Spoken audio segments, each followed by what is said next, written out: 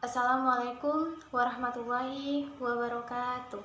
Alhamdulillahirrabbilalamin. Wassalatu wassalamu ala asrafil anbiya'i wa mursalin wa ala alihi wa ashabihi rasulillahi ajma'in. Yang sama-sama kita hormati dosen pengampu mata kuliah Selekta Kapita Pendidikan, yaitu Ibu Nurzena, dan selanjutnya teman-teman yang dirahmati oleh Allah Subhanahu wa taala.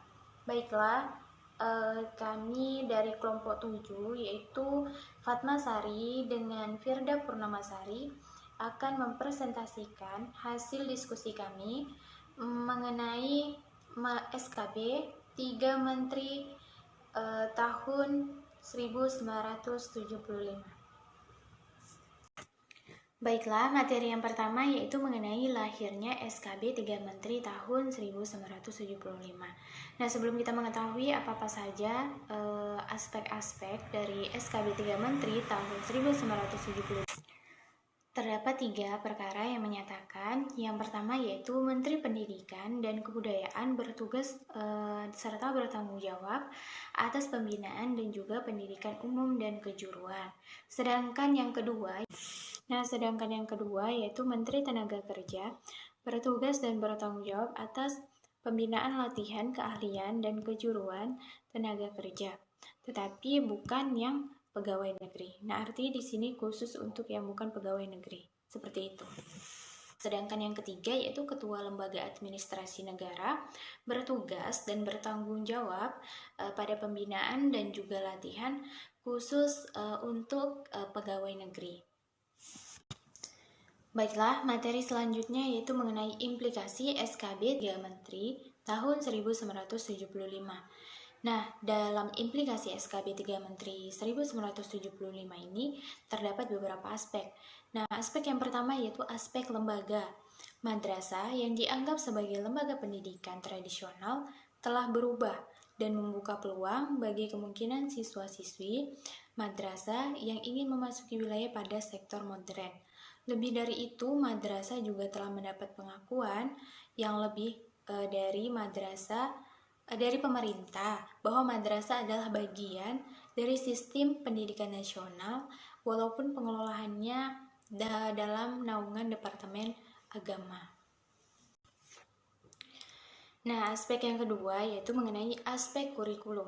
Karena diakui sejajar dengan sekolah umum, maka komposisi kurikulum madrasah harus sama dengan sekolah. Berisi mata pelajaran dengan perbandingan 70% mata pelajaran umum dan 30% pelajaran agama. Nah, ini akan memiliki dampak atau memiliki efek adalah bertambahnya beban yang harus dipikul oleh madrasah. Nah, di satu pihak madrasah harus memperbaiki mutu pendidikan umumnya. Nah, di lain pihak, madrasah juga harus mempertahankan ciri khas ataupun yang menjadi pembeda antara madrasah dengan sekolah-sekolah yang lainnya. Seperti madrasah aliyah dengan SMA. Nah, itu otomatis akan menjadi pembeda antara madrasah dengan SMA, di mana madrasah lebih menekankan pelajaran agamanya dibandingkan. Nah, di satu pihak, madrasah harus memperbaiki mutu pendidikan umumnya sesuai dengan aturan ataupun standar yang sudah ditetapkan oleh sekolah. Nah, sementara di pihak lain, madrasah juga harus mempertahankan mutu pendidikan agamanya agar tetap baik gitu. Nah, karena yang menjadi ciri khas ataupun menjadi pembeda antara madrasah dengan sekolah umum yang lainnya adalah pelajaran agamanya. Seperti yang kita ketahui, berapa persen sih pelajaran agama yang ada di SMA atau di SMK gitu. Nah, sementara di madrasah aliyah ini lebih ditekankan, bahkan lebih ditingkatkan mutu dan kualitasnya. Seperti itu. Nah, materi yang selanjutnya itu mengenai aspek siswa dalam SKB 3 Menteri tahun 1975. Ditetapkan bahwa yang pertama, ijazah madrasah siswa mempunyai nilai dengan ijazah sekolah umum yang setingkat. Nah, di sini tidak ada perbedaan karena seperti yang kita ketahui bahwa ijazah madrasah aliyah ataupun ijazah SMA itu sama seperti dengan ijazah madrasah itu, artinya tidak ada perbedaan gitu. Di setiap ijazah itu pasti ada yang namanya nilai ataupun keterangan keterangan yang lainnya gitu ya. Nah, yang kedua yaitu siswa madrasah dapat berpindah ke sekolah umum yang setingkat gitu. Nah, misalnya kita bersekolah di madrasah sanawiyah gitu. Nah, kita mau pindah nih ke sekolah SMP gitu kan. Nah, itu bisa. Nah, artinya di sini siswa-siswi yang sudah bersekolah di madrasah mempunyai kebebasan ataupun hak untuk pindah sekolah ke. Nah, artinya tidak ada yang membedakan antara siswi madrasah dengan siswa-siswi SMP gitu. Sama-sama mempunyai hak yang misalnya kita sekolah di SMP juga bisa masuk ke madrasah sanawiyah gitu kan. Nah, selanjutnya yaitu lulusan madrasah dapat melanjutkan ke sekolah umum yang lebih atas. Nah, seperti itu tadi yang sudah saya jelaskan. Misalnya kita tamatan dari madrasah ibtidaiyah nih, terus kita mau lanjut ke SMP gitu kan, ataupun sekolah yang lainnya gitu. Nah, itu bisa. Ya, intinya kita mempunyai ijazah gitu kan untuk melanjutkan ke jenjang pendidikan selanjutnya. Nah, yang selanjutnya yaitu aspek masyarakat. Dalam SKB, 3 menteri telah mengakhiri reaksi keras umat Islam yang menilai pemerintah terlalu jauh mengintervensikan ke pendidikan Islam yang telah lama dipraktikkan umat Islam. Tentunya semua ini karena madrasah adalah wujud real dari partisipasi masyarakat yang peduli pada nasib pendidikan bagi anak bangsanya. Hal ini terbukti pada presentasi madrasah yang berstatus swasta jauh lebih banyak dibandingkan dengan yang berstatus negeri. Nah, ini benar-benar fakta gitu ya. Seperti yang kita ketahui banyak sekali SMA, SMP. Nah, seperti yang kita ketahui bahwa seperti SMK, SMA ataupun SD gitu, itu lebih banyak yang berstatus negeri dibandingkan dengan madrasah ibtidaiyah, madrasah sanawiyah, madrasah aliyah itu biasanya lebih banyak swasta gitu ya. Dan pembangunannya juga bisa dilihat dari kontribusi ataupun subsidinya itu lebih banyak ke negeri dibandingkan ke swasta. Nah, itu penjelasan dari saya. Selanjutnya akan dijelaskan oleh teman saya yaitu Firda Purnamasari. Terima kasih. Assalamualaikum warahmatullahi wabarakatuh. Baiklah, saya akan melanjutkan penjelasan dari Fatnasari. Nah, yaitu penjelasannya posisi kemerdekaan pada SKB 3. Posisi pendidikan pada SKB 3.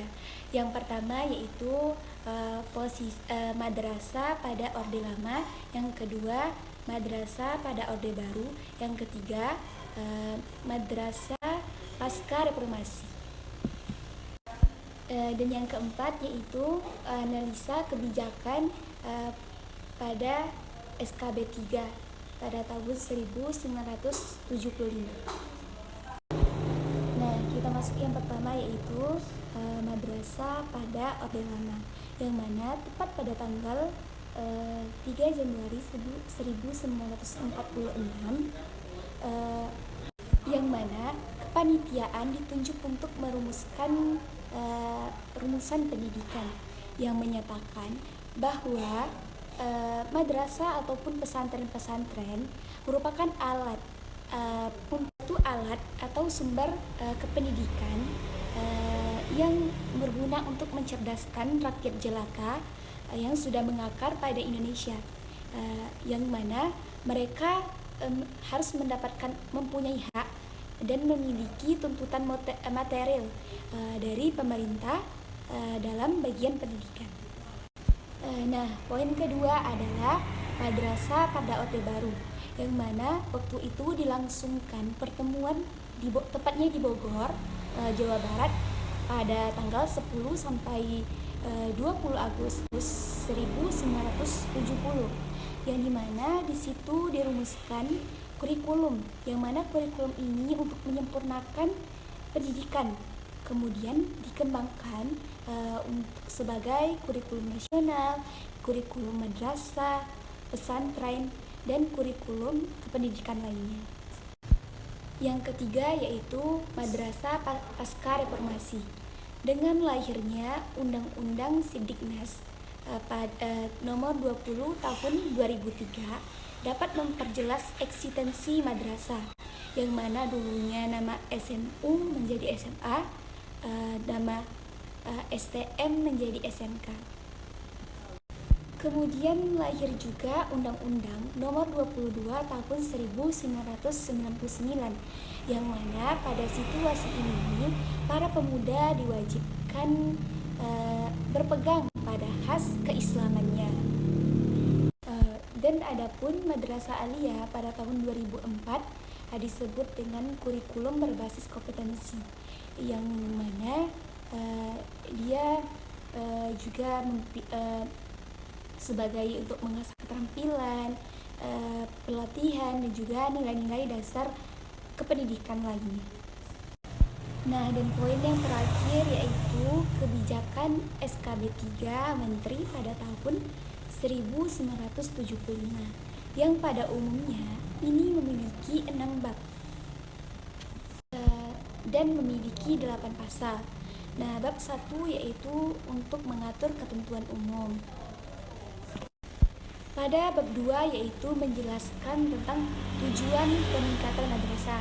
Pada bab 3 menjelaskan tentang bidang-bidang peningkatan madrasah. Dan pada bab 4 menjelaskan tentang pengelolaan peningkatan madrasah. Pada bab 5 pasal 1 yaitu peningkatan mutu kependidikan. Dan pasal 6 yaitu bahwa penyaluran dan ketentuan dibebankan kepada Departemen Agama. Baiklah, cukup sekian penjelasan dari kami. Saya perwakilan dari kelompok pamit undur diri. Terima kasih. Mohon maaf apabila banyak terjadi kekurangan. Terima kasih kepada dosen pengampu. Cukup sekian. Dan wabillahi taufiq wal hidayah. Wassalamualaikum warahmatullahi wabarakatuh.